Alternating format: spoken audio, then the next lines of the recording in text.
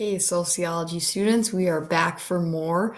Continuing on with Unit 5, Social Institutions. Today, we are going to talk about the topic of education.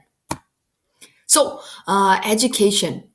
We're going to talk about benefits and some negatives about the institution of education, especially in the United States. So, some benefits, manifest functions, right? Manifest functions. So, cultural transmission is number one. Today's world cannot be done by parents alone, right? A broad base of knowledge is required. So that cultural transmission of the more common sense cultural items that you learn about when you're in school, kindergarten through 12th grade, is very, very critical.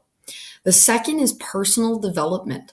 You are exposed to a wide range of ideas and concepts. That's one thing that's so awesome. I mean, you can be sitting in school next to a student who has a different skin color, maybe speaks a different language, has grew up with a different religion. So all of a sudden, you're exposed to these wide range of ideas and concepts. As you get older, you have in high school, you have students who have differing political views as they're starting to learn the world of politics. And so then you can have those discussions in class as well. Overall, that will make you a wiser and better person. All right. So cultural transmission and personal development, some benefits of education. A couple more benefits of education. Okay. First, we're going to start with innovation. Okay, innovation is specific to colleges and universities. Okay, so that higher level form of education, because it's the creation of new knowledge. A lot of the times in college, you're on your own working on a project or a capstone, or maybe you're in a group, but either way, you're given very little and then expected to create a lot. So it leads to that innovative thinking. Research keeps societies moving forward in a wide range of fields, right? Whether that's the medical field, accounting, engineering, education, the research keeps societies moving forward. Next, another benefit of education is screening and selection. All right, so it weeds out the unfit and advance those who are successful, not passing standardized tests. Some might look at that as a negative. Sociologists agree that overall that is a manifest function. All right.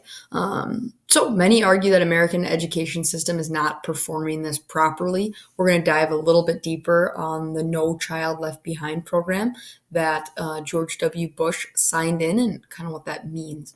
But screening and selection, weeding out the unfit and advancing those who are successful. All right. Then we have our last manifest function, okay, in benefits, is social integration. In my opinion, probably the most important manifest function and benefit of education, and something that we are so lacking right now in distance learning at all levels. But that everyone should have a common base knowledge, right?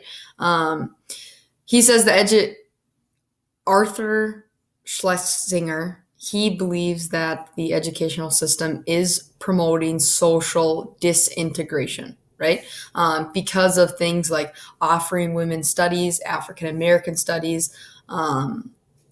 It opens people's eyes to different perspectives and different opinions. And then no matter if you're in fifth grade, you're a senior, you're around friends, you're around people your own age that you're able to have conversations with.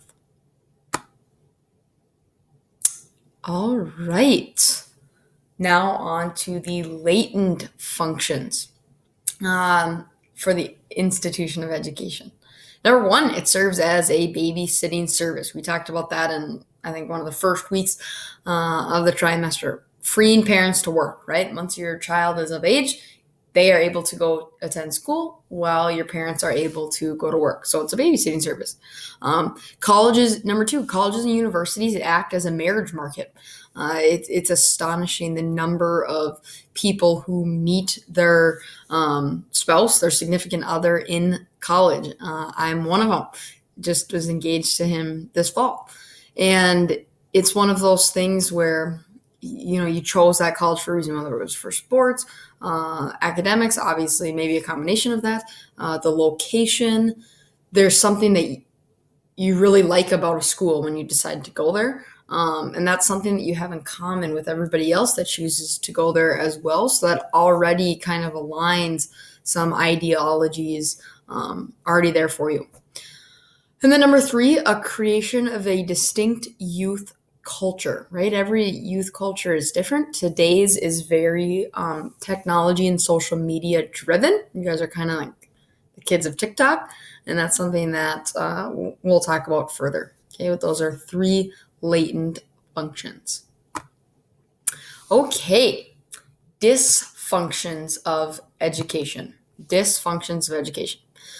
These are just some statistics down here below on high school grad rates in our country and attaining bachelor degrees. That's for people that are 25 to 29 years old. Excuse me, coffee hasn't kicked in yet. The dysfunctions overall is just preserves social inequalities. All right, as you can see down there, whites tend to have the highest high school grad rates, as well as the highest percentage of bachelor degrees. Okay, let's talk some sociological theories. We're going to talk about the conflict theory, right, and how it applies to education. So, conflict theory, number 1, the cost and quality of education are linked. All right, so limited access to economic resources equals limited access to quality education. Limited access to economic resources equals limited access to quality education. There's a 3 million word difference, okay, as in number of words you hear and know, by age 5 between lower class children and upper middle class. So we've talked about that in class before, but you can never really catch up, right? Because maybe that child that's in the lower class has a great teacher and a good support system, but by the time they start learning those words, they're already 3 million words behind. So they're constantly playing catch up, their entire K through 12 career. Number 2, parental expectation. That sociologists have discovered is the number 1 factor in how well we do, is parental expectations or guardian expectations. That's something I want you to think about if you agree or disagree with that.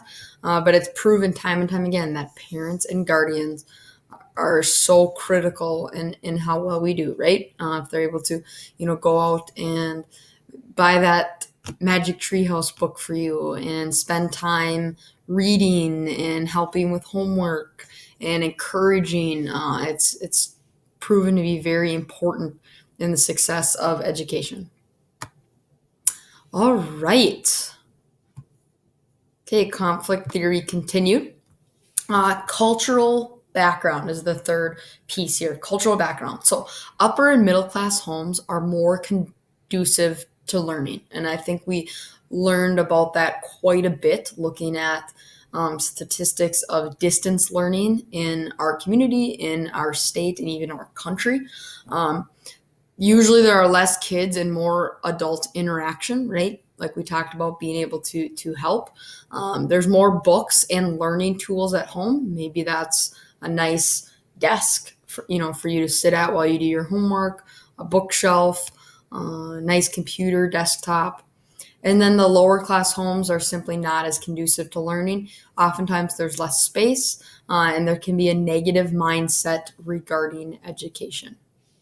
All right, so some of the dysfunctions in the conflict theory. All right, put this over here. So conflict theory, number 4, teacher attitude. Another dysfunction can be teacher attitude. The vast majority of teachers in the United States are white and middle class.